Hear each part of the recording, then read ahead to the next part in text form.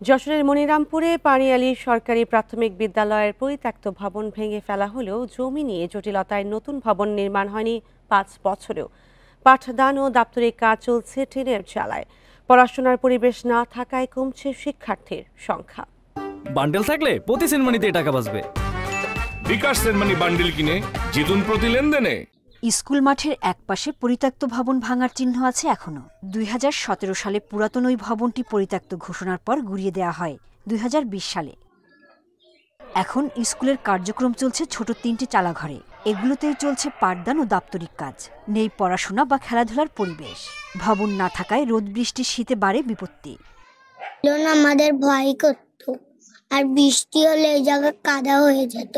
যেরকম স্বাভাবিক একটা স্কুল থাকা দরকার সেরকম তো না। ২০১৪ সাল থেকে কর্মরত আছি, কিন্তু এসে যাবত আমি কোনোদিন আসলে টিচার এটা নিজেকে মনে করতে পারি না।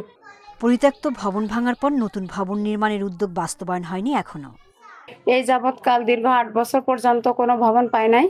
তবে আমি শুনেছিলাম যে ২০২০ সালে আমার একটা নতুন ভবন বরাদ্দ হয়েছে, সেটাও আজও পর্যন্ত কোনো কার্যক্রম শুরু হয় নাই।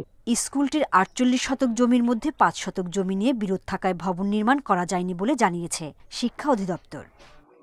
মামলার জন্য স্কুলটা হয়নি, তো যেহেতু বরাদ্দটা ফিরে গেছে, এখন প্রাইমারি এডুকেশন ডেভেলপমেন্ট প্রোগ্রাম 5-এর আওতায় যদি কেসটা মিটে যায় তাহলে আমরা এখানে স্কুলে কাজ করতে পারবো।